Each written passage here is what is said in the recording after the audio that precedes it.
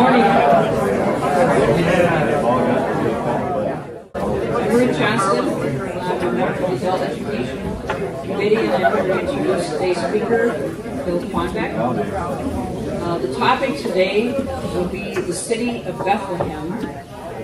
Bethlehem, the ancient city, the city of David, the city to which we look here on the third Sunday of Advent with hope and expectation for the celebration of the coming of Jesus and his birth in Bethlehem, into the modern city, and to the story that Phil will also tell about Palestinian Christians and people who are living and struggling there today to live their faith in a time of great peril and uncertainty. So, thank you, Phil. Thank you. Bethlehem, the name, you've heard this before. That's the Hebrew on the right, and you read it from right to left. That'll make it easier for you to read. Beit Lechem, house of bread. There are other beit. Whenever you have B-E-T-H in Hebrew, beit, it means house. House, can you think of any other Bible place names that begin B-E-T-H or B-E-T? Bethel. Bethany, house of the poor. Beth-Ani. And Bethel, house of God. So you're acquainted with Hebrew. That's good. House of bread. And why it has that name, I have no idea. But this is a map of roughly of Judea in the time of Jesus. And Bethlehem is just south of Jerusalem. It looks like it's a distance. It's about 5 miles. But if you're there in modern day times, it's like it's like driving to Richfield from downtown Minneapolis. You just drive through city the whole way, and then you hit a wall, literally. And I'll talk about that. So Bethlehem sits just south of Jerusalem in the Judean hills, and it's actually in sight. If you stand in Bethlehem, you can see across the Dead Sea. I mean, distances are not great. And this is an outline of 1948 Israel. If you see the red line there.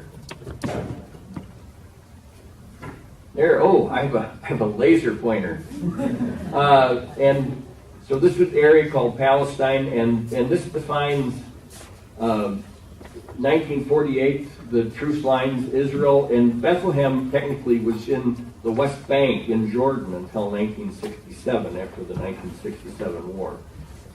Here's Bethlehem today. It's a crowded urban area. It runs basically on tourism. That's it. And it's getting more difficult to run on tourism.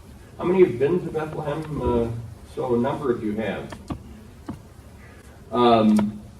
Manger Square, Mitri Rahab has Christmas Lutheran. We'll see pictures of that. And it really has a noose around its neck these days. So where does Bethlehem come into the biblical story? We first hear of Rachel, the wife of Jacob, died and was buried there. Ephrath is the other name, Genesis. That's where the name first appears in the Bible. Rachel was, remember, Jacob went after 2 wives, or he had several, but Leah. Hey, honey, you'll do. But I really want your sister. It's one of those great Bible stories. Not too patriarchal, is it?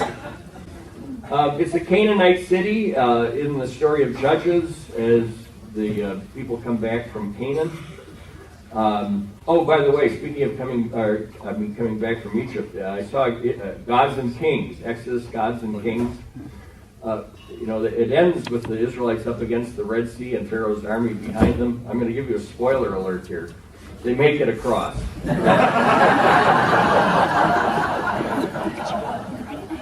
There is no Jerusalem at the time of this Bethlehem story. Jerusalem is yet to be. There's another settlement there, but remember, Bethlehem is really older, as the Bible tells the story, than Jerusalem. This is an actual photo of David and Goliath. If you search hard enough, you can find almost anything online.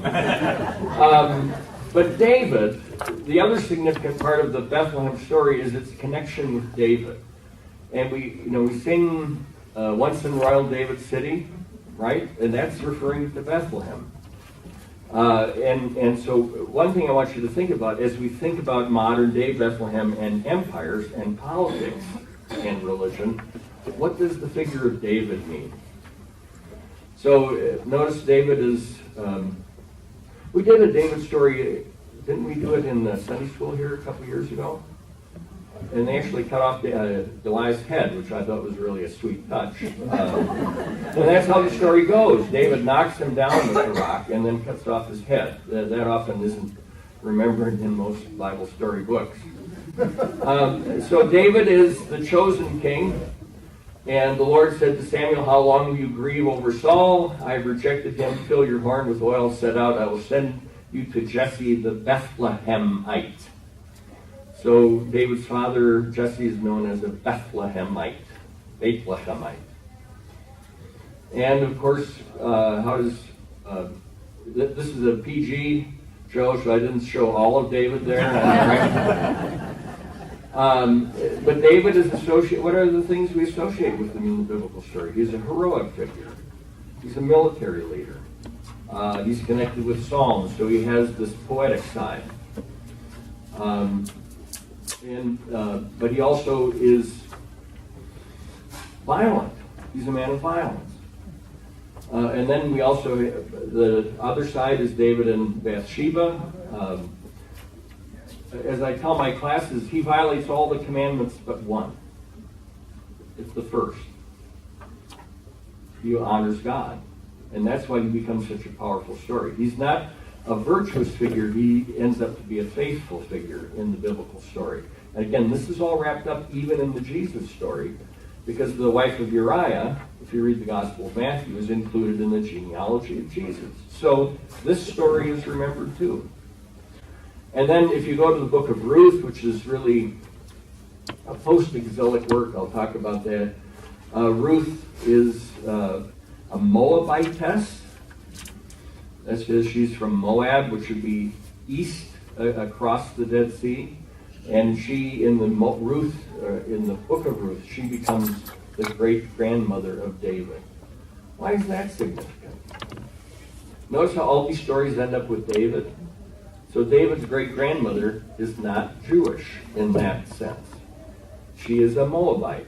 And what does that say about David? He's the mixed heritage, but does that stop God from choosing him? We'll get to Bethlehem. She returns with her mother-in-law, Naomi. That's where we have that great line, "Wherever you go, I will go." And the where is Bethlehem.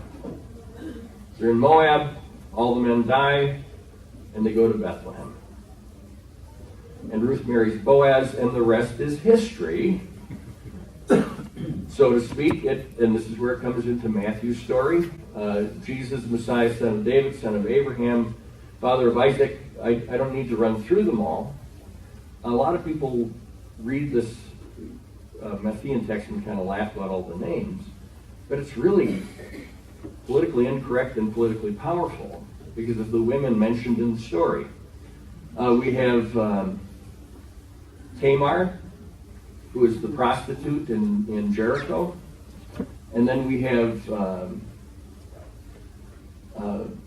Ruth herself, who is a woman of dubious, she's kind of an aggressive female as the biblical story goes. But in a list of all men's names, notice then there are several other women, including the wife of Uriah, who would be Bathsheba, and Mary. Notice these names all pivot around Bethlehem with the figure of David. So David established as then Jerusalem around 1000 BC. Remember I said Bethlehem precedes, in the biblical narrative, Bethlehem precedes Jerusalem. Jerusalem is kind of like Washington, D.C. We had Philadelphia and New York. All these cities in the East Coast, no one wanted to make one capital, so what's the solution? Build a new capital. That's what Jerusalem functioned as. And he doesn't go to his high school reunion, if you'll note there. So David goes to Jerusalem, but he never goes back to Bethlehem again. Probably has some bad memories of the wrestling team. And Bethlehem is mentioned in the prophets. Micah, "But you, O Bethlehem of Ephratah, who are one of the little clans of Judah, from you shall come forth one who is to rule Israel. This is written in the late 8th century. That would be the 700s, about the time of the collapse of the northern kingdom Israel. And Judah is being threatened by the Assyrians and then the Babylonians. Why would a prophet talk about Bethlehem at a time when things are falling apart?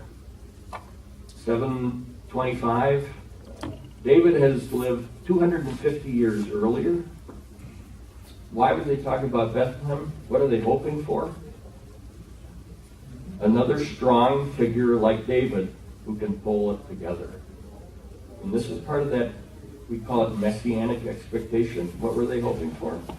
A king. If we really had a decent king, we wouldn't be in the scrape we're in. At least that's how I read the story. And so when the prophet Micah refers to Bethlehem, what does he figure his audience is going to think of when he says Bethlehem? David. They're going to think of David. But again, Judah, this is what Israel is, the northern kingdom that falls to the Assyrians in 721 BC. Judah survives until the Babylonian invasion, which is 587. Notice here's Jerusalem, and Bethlehem is right below it. This is part of that story of empires. Bethlehem survives the Assyrian invasion. Does it survive the Babylonian invasion? No. So the Assyrian destruction, it's kind of like ISIS. I mean, this matter of empire sweeping over what we call the Middle East, and we'll talk about names in a little bit. The Levant, the Southwest Asia. Notice how we have a hard time even describing this region. So the Assyrians push down, little Judah is left alone. They sweep into Egypt and what would today be Iraq, and up into Persia and what would today be Turkey. Imagine. This is in the 8th century BC. They're followed by, I skipped over the Babylon. Did I skip the Babylonian? Yeah. What are we without you're all saying, he skipped the Babylonian?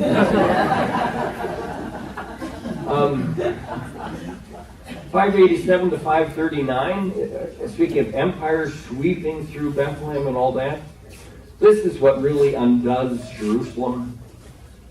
But it's this disaster. I loved Vern's comment about seeing in the dark. Did you hear that? Spoiler alert, if you haven't been to church, that's what the theme is. And it's really good.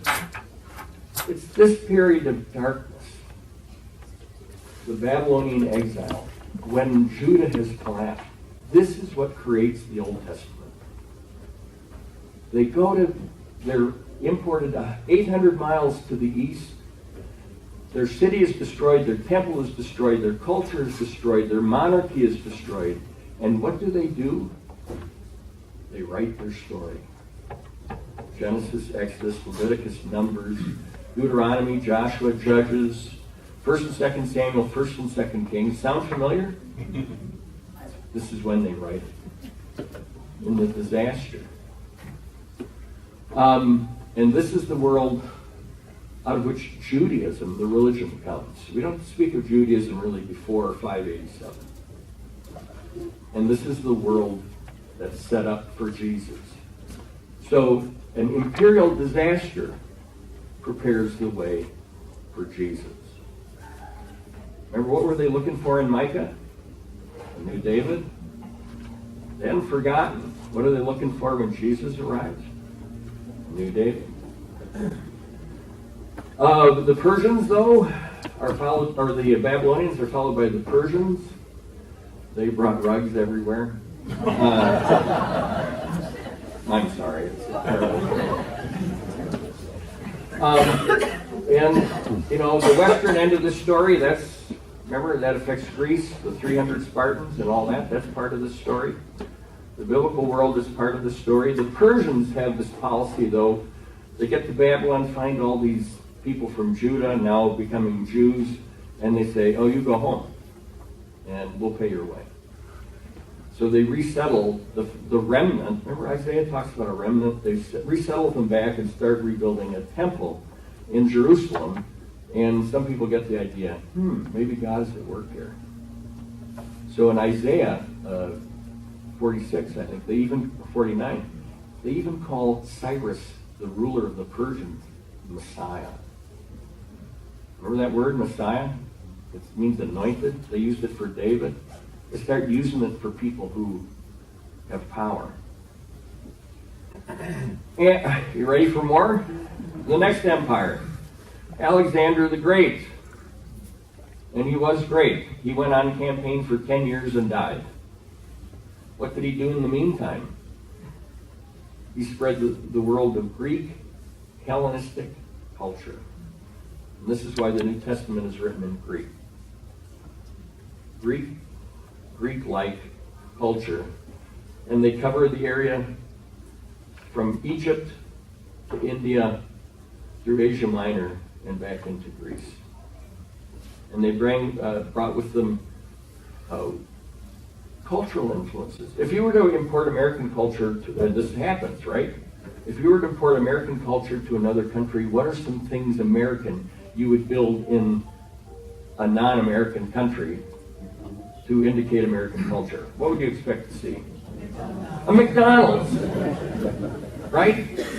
It's like Alexander's going around building McDonald's all over the Middle East. Anybody else? What else? Football stadiums. Football stadiums. And that's exactly what the Greeks did. They built football stadiums and gymnasiums, they called them, which were mind training and physical training places. Gymnazo, the verb in Greek, also means I train naked, but we won't do that today. Because that's how the Greeks thought you should do athletics. And they did that in Jerusalem, and the now Jews in Jerusalem didn't think that was a good idea. No, seriously, it was a serious shame issue. Notice how culture clashes. I get Somali students, some at Oxford. Some of the women cover their heads, others don't. They're in a culture clash. Do you dress like you did, or do you dress like the place you're coming to? And that's the kind of culture clash in Jesus' world as well. And then, speaking of empires, along come the Romans. That great question from Life of Brian, what have the Romans done for us? Who's not seen that movie? You gotta see it. I think we'll have a special showing over Christmas. The Romans wrapped their empire around the entire Mediterranean, but the Greek culture had been so influential. What language becomes the language of the Roman Empire? Not Latin, Greek. Greek does. And then you have, speaking of empires and Davids, we have Caesar Augustus, who had signs all over, carved in rock, that called him Divi Filius, Son of God. And then Christians come, and what do they call Jesus? Son of God. What's this Son of God wearing? He's wearing armor. Notice that look? I went to class one day like that. It's very distracting. I didn't quite have the biceps to carry the look. So, Bethlehem now in the Jesus story. I won't go into length about this. You're acquainted in the Jesus story in Bethlehem. In Luke's gospel, what do we get? Mangers? Shepherds? Okay, I'm testing your Bible knowledge here. What don't we get in Luke? No wise men. Okay. What's interesting, though, is the cave for the shepherds is behind the Y. Literally, the YMCA. No, I won't go there. And a manger, and we have shepherds, a manger.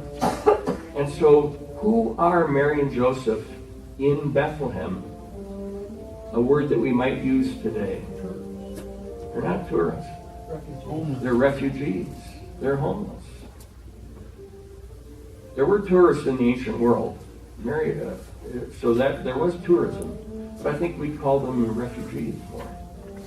And then Herod, in the Matthew story, makes them refugees. They go to Egypt. Notice how that theme of the power, who summons them according to Luke? Who brings these poor people to this little town? Caesar does. Caesar Augustus.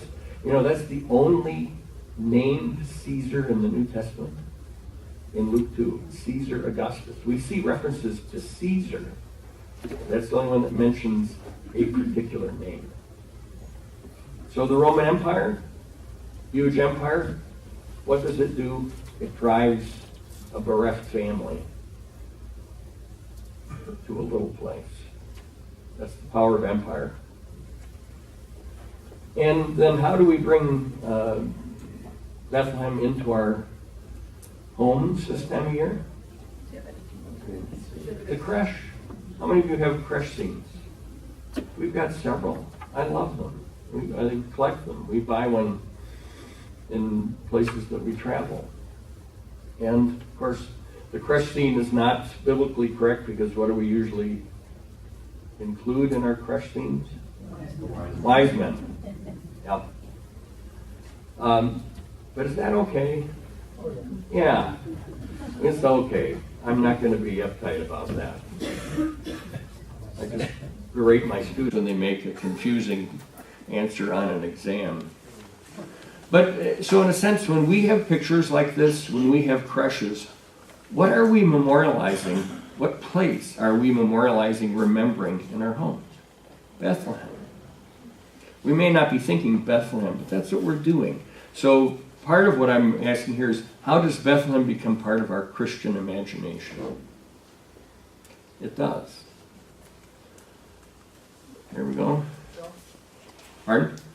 Yeah. So, one thing that I read said that picture right there, also, without St. Francis, that comes from St. Francis. Jim is exactly right. The person who brought us the creche and the manger scene is St. Francis of Assisi. I don't know if you're aware of that. If you go on a trip we went on a Franciscan pilgrimage, and they kept talking about Francis. The Franciscans do. And I learned, I hadn't realized before that he was the creator of the manger scene. Well, he made it a live scene in the church with donkeys. Didn't play well initially. But why would he do that? Why would he reenact and visualize a manger scene in a church? What does it do? It helps the parishioners understand the story. It does. It helps parishioners understand the story. And in the ancient world, the wealthy could make pilgrimages to holy places. They went to the Temple of Artemis from all over the ancient world. They went to, who's our saint of healing in the Roman world? Asclepius. They went to the Asclepions for healing. They would travel great distances. But Francis was concerned about the poor. Do you make them go to the story, or do you bring the story to them? That's what Francis does. How many of you have acted in a manger scene in a church production? Okay, bathrobes and sandals and towels over our heads with stockings, right? But isn't that important? I think that's an incredible kind of learning. We can make fun of it now, but I think actually it's an incredible kind of learning that the story can be. And for get sheep, how many kids grew up knowing what sheep are like today? Not many. Anybody here ever actually dealt with sheep? Yeah, I have. Really smart. You can train them to do tricks. No. Okay, but Jim is right. Francis, in terms of our relationship to the story, Francis brought Bethlehem to churches in Italy through this story. Oh, there we go. And then getting back to Jesus and Jerusalem and Bethlehem, in the stories in the Gospels, when Jesus enters the city, what do they call him in Matthew and Luke and Mark on Palm Sunday? Son of David. I mean, think of that. They're thinking of Caesar, they're thinking of Micah, they're thinking of David, right? What kind of sword did Jesus carry? And that's what you need if you're a Caesar, don't you? So after the New Testament, Jerusalem is destroyed around 70 A.D. Bethlehem as well. Or Bethlehem especially in 130 A.D. in the Second Jewish Revolt under Simon Bar Kokhba, who also called himself a Messiah. A lot of people call themselves Messiahs. And the city of Bethlehem is rediscovered in many ways as a religious site under the Emperor Constantine and his mother Helena in the mid-4th century, around 350 A.D. So there's Constantine on the right, and his mother, her face on a coin to the left. She was the first archaeologist. She was a Christian before her son was. We can debate how deep Constantine makes the Edict of Milan around, 313 A.D., somewhere in the early teens. By 325, we have the Council of Nicaea, which he brings the Christians. So he makes the empire friendly to Christianity. And his mother, Helena, wants to find the places where Jesus was crucified, buried, and born. So actually, she goes to Roman Palestine and talks to locals and hunts out, to the best of her ability, where Jesus is born. It becomes a pilgrimage destination for Christians in tourism in the 4th and 5th century and 6th century, and she builds churches in those places. And this is the modern day Church of the Nativity, which is really a Crusader era church. The Crusaders come around 1100 A.D. Another empire, right? The week before we were here, the two different groups of monks had a broom fight in there over whose territory it was. That's really sweet that they fight over such important things. But it settled down by the time we came.